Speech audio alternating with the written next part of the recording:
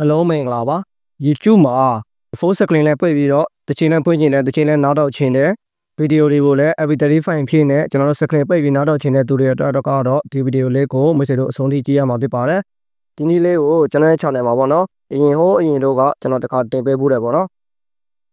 YouTube မှာ screen ပိတ်ပြီးတော့တစ်ချိန်နောက်တော့နီးဆိုတာလေးကိုတင်ပေးဖို့တယ်အဲ့နီးလေးကဘာနဲ့လို့ရမလဲဆိုတော့ကျွန်တော်တို့အရင်တုန်းကပေါ့နော်ကျွန်တော်တို့ Chrome ထဲကိုတစ်ချက်ဝင်တယ်ပေါ့နော် Chrome ထဲတစ်ချက်ဝင်ပြီးတော့ဒီမှာဘာမှကျွန်တော်တို့ပေါ့နော်ကျွန်တော်တို့ YouTube လို့ရှာပြီးတော့ပြီးလို့ရှိရင်ကျွန်တော်တို့ဒီအပေါ်ကနေပြီးတော့ကျွန်တော်တို့ desktop site လေးကိုကျွန်တော်ပြောင်းရဲပေါ့နော်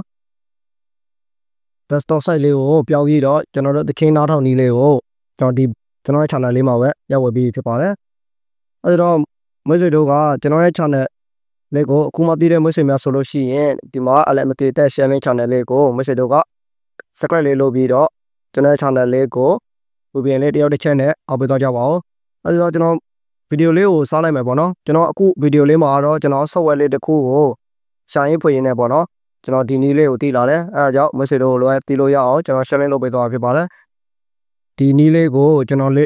်တွေ့ရှိရတဲ့လောက်ကတော့တခြားသူတွေအကုန်လုံးကတော့မတင်ပေးသေးတဲ့နည်းဖြစ်ကောင်းဖြစ်နေတယ်ပေါ့နော်တိပြီးသားသူတွေဆိုရင်လည်းကြော်သွားလို့ရပါတယ်အဲ့တော့ဒီနည်းလေးကတော့ကျွန်တော်ဒီမှာ software လေးတစ်ခုဆွဲထားရပေါ့နော်အဲ့ software လေးနာမည်ကိုကျွန်တော်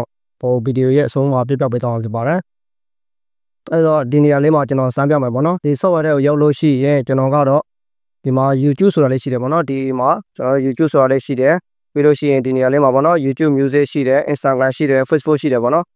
အဲ့ဒီအကုန်လုံးကိုသူက background music အနေနဲ့နားထောင်လို့ရမှာဖြစ်ပါတယ်ကျွန်တော်အဓိကပြောချင်တာကတော့ကျွန်တော် YouTube မှာ background music နားထောင်နည်းလေးကိုပြပြပေးသွားမှာဖြစ်လို့ကျွန်တော် YouTube ပဲတစ်ချက်နှိပ်မယ်ပေါ့နော်တော့ YouTube တစ်ချက်နှိပ်တယ်ဆိုလို့ရှိရင်ဒီမှာ YouTube နဲ့ပတ်သက်တာတွေအကုန်လုံးတက်လာတယ်ပေါ့နော်ဒီချိန်တော့ဆင်တယ်ဆိုလို့ရှိရင်ကျွန်တော်တို့အပေါ်ဆုံးထိပ်ကဒီနေရာလေးမှာပေါ့နော် search bar လေးမှာတစ်ချက်နှိပ်ပြီးတော့ဒီနေရာလေးမှာပေါ့နော်ကျွန်တော်ကတော့ဒီမှာကျွန်တော်အများအားနားထောင်နေတဲ့ဒီမှာခင်ဖို့သက်ဝေကြပြလေးပေါ့နော်အဲ့ဒါလေးကိုကျွန်တော်ဒီနေရာလေးမှာတစ်ခါထည့်လိုက်မယ်ဆိုလို့ရှိရင်ဒီမှာကြပြလေးကျလာတယ်ပေါ့နော်အဲ့ဒါလေးကိုကျွန်တော်တို့ကတစ်ချက်နှိပ်မယ်ပေါ့နော်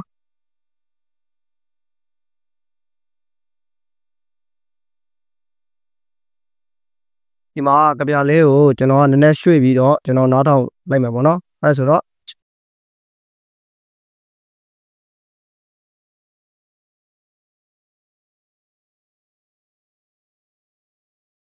့အလက်ကလုံးနဲ့ထွက်လိုက်တယ်ဆိုရင်ပဲတချင်းကမြည်နေတာဖြစ်ပါတယ်ပေါ့နော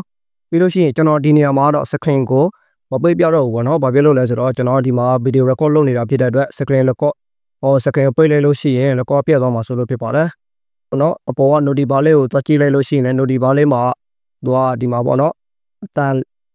တချင်းလေးဖွင့်နေတာကိုတွေ့ရမှာဖြစ်ပါတယ်အဲဆိုတော့ကျွန်တော်တို့ဒီနေရာလေးမှာပေါ့နော်တစ်ခါဖွင့်နည်းနည်းဖွင့်ဆက်ပြလိုက်မှာပါအဲတော့ဒီနေရာလေးမှာမိတ်ဆွေတို့က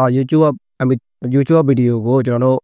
background music အနေနဲ့ပေါ့နော် MP3 အနေနဲ့နားထောင်ပြီးတော့ကျွန်တော်တို့ message ပို့ချင်လဲ message ထဲဝင်ပြီးတော့ Messenger သုံးချင်လဲ Messenger ထဲကိုဝင်လို့ရတယ်ပေါ့နော်အဲ့လိုလေးလုပ်လို့ရတယ်အဲဆိုတော့ဒီမှာ notebook ကိုလည်းကျွန်တော်နားထောင်ပြမယ်ပေါ့နော်ကျွန်တော်တို့ home key နဲ့အပြင်ထွက်ပြီးလို့အပြင်ထွက်ရင်လည်းရတယ်ပေါ့နော်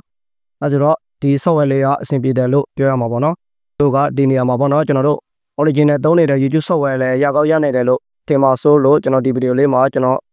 ဝင်မှာ YouTube ကိုလည်းကျွန်တော်တစ်ချက်နှိပ်ပြမယ်ပေါ့နော်တစ်ချက်နှိပ်ပြပြီးတော့အပေါ်ဆုံးမှာအဲ့မှာပေါ့နော်ခုနဟာလေးကိုကျွန်တော်ထပ်ဖွဲ့ပြမယ်ပေါ့နော်ကျွန်တော်ဒီမှာဖွဲ့ပြီးတာနဲ့ကျွန်တော်အပြင်ပြန်ထွက်လိုက်တာနဲ့သူက original YouTube software ကသူက background music ကိုမဖွင့်ပေးဘဲနဲ့တခါတည်းတန်းပိတ်သွားတာကိုမြင်ရမှာဖြစ်ပါတယ်အဲဆိုတော့ကျွန်တော်ကတော့ဒီမှာအတန်ကိုအကြာကြီးမဖွင့်ပြတာတော့ကျွန်တော် copyright မိမှာဆိုလို့ဖြစ်ပါတယ်အဲ့ဒါလေးကိုမိတ်ဆွေတို့တစ်ချက်နားလည်ပေးကြပါဦးပေါ့နော်အဲဆိုတော့ကျွန်တော်တို့အပြင်ပြန်ထွက်လိုက်ပြီဆိုတာနဲ့ကျွန်တော်တို့အောက်မှာပေါ့နော်ကျွန်တော်တို့ဖွဲ့ထားတဲ့ပေါ့နော်ခုနကတချင်းလေးတွေတော့မဟုတ်ကျွန်တော်ဖွဲ့ထားတဲ့ဟာလေးကဒီအောက်မှာရှိမှာဖြစ်ပါတယ်အဲဆိုတော့ကျွန်တော်တို့ကမလို့တော့ပိတ်တော့မယ်ဆိုလို့ရှိရင်ဒီမှာ crossing လက်ခလာနေနဲ့ချက်မဲ့ဟာလေးကိုကျွန်တော်နှိပ်လို့ရပြီဖြစ်ပါတယ်ပြီးလို့ရှိရင်နေရာလေးမှာတော့ကျွန်တော်တို့ခုနကရှာတာဖွေထားတယ်ပေါ့နော်တချင်းတွေပြီးလို့ရှိရင်ရုပ်ရှင်တွေအကုန်လုံးရှိနေမှာဖြစ်ပါတယ်အဲ့ဒါလေးကိုဖျက်ချင်လို့ရှိရင်ကျွန်တော်တို့ကဘာလို့နှိပ်ရမလဲဆိုတော့ကျွန်တော်ဒီမှာ history ဆိုတာလေးကိုကျွန်တော်နှိပ်ရမှာဖြစ်ပါတယ်အဲဆိုတော့ကျွန်တော်တို့ history ကိုနှိပ်မယ်ပြီးလို့ရှိရင်ကျွန်တော်တို့ခုနကြည့်ထားတဲ့ဟာလေးမလို့ချင်လို့ရှိရင်ဒီမှာအမိုက်ပုံစံလေးတွေကိုကျွန်တော်တို့ တစ်ချက်စီ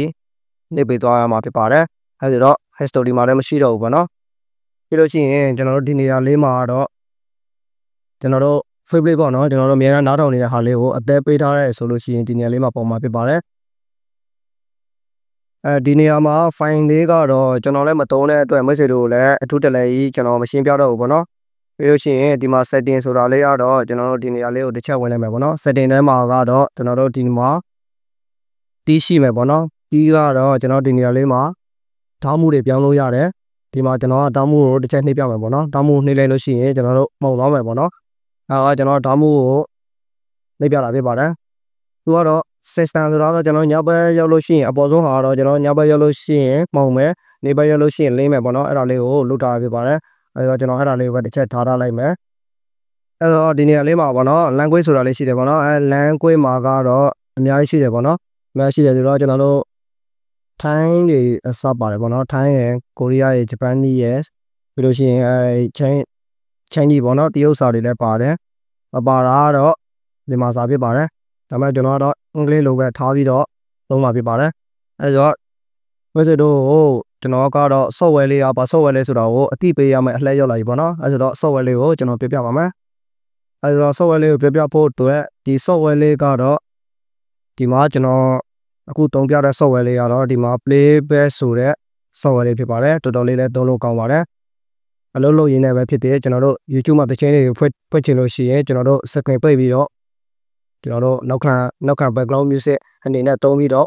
ဖွင့်လို့ရတယ်ပေါ့နော်အဲ့ဒါလေးကိုအလွယ်တကူပဲကျွန်တော်တို့က Play Store မှာ download ရမှာဖြစ်ပါတယ်အဲဒီတော့ကျွန်တော်နဲ့အတူ Play Store တစ်ချက်သွားမယ်ပေါ့နော်အဲ့တော့အပေါ်ဘားလေးမှာပဲ Play Store ကိုရောက်လို့ရှိရင်ကျွန်တော်တို့အပေါ်ဘားလေးမှာပဲကျွန်တော်တို့ playback ဆိုတာလေးကိုရိုက်ရှာလိုက်လို့ရှိရင် playback ဆိုတာလေးကိုတန်းပေါ်တယ်ပေါ့နော်အဲ့ဒါလေးကိုကျွန်တော်တို့ဒီနေရာမှာ install လုပ်ရမှာဖြစ်ပါတယ်ကျွန်တော်တို့ install လုပ်ပြီးဖြစ်တဲ့အတွက်မိတ်ဆွေတို့ကိုမလုပ်ပြတော့ဘူးပေါ့နော်အဲ့တော့ကျွန်တော်တို့ software လည်းရပြီလုံနေလည်းတည်ပြီအရင်ပြောမှဆိုလို့ရှိရင်ကျွန်တော်တို့2022 2023တော့ကနီးတွေအကုန်လုံးကတော့ကျွန်တော်တို့clone ကိုသွားမယ်ဒီမှာပေါ့နော် clone ကိုသွားမယ်ပြီးလို့ရှိရင်ကျွန်တော်တို့အပေါ်မှာ YouTube လို့ရိုက်ရှာမယ် YouTube လို့ရိုက်ရှာပြီးတော့ကျွန်တော်တို့ desktop site ကိုပြောင်းပြီးတော့ကျွန်တော်တို့အဲ့ထက်ကနေပြီးတော့စာလုံးသေးသေးလေးတွေနဲ့ရှာပြီးတော့ဖွင့်ရတဲ့အခက်အခဲပေါ့နော်အဲ့တော့အဲ့နီးရလည်းအဆင်ပြေတယ်ပေါ့နော်အခုကတော့ကျွန်တော်ရှာရင်းဖွင့်နေတွေ့လာတဲ့နီးကတော့ပိုပြီးအဆင်ပြေတယ်ဆိုတော့မိတ်ဆွေတို့ကိုကျွန်တော် share လုပ်ပေးသွားပေးပါတယ်အဲဆိုတော့ကျွန်တော်ရဲ့ channel လေးကိုမိတ်ဆွေတို့ကအဆင်ပြေတယ်ဆိုလို့ရှိရင်ဤပညာတစ်ခုခုသိရတယ်ဆိုလို့ရှိရင်တကယ်ချင်းနဲ့သိအောင်လဲ share လုပ်ပေးသွားပါဦးအားလုံးကျေးဇူးတင်ပါတယ်မင်္ဂလာရှိသောနေ့ရက်လေးကိုပိုင်ဆိုင်နေကြပါစေဘိုင်ဘိုင်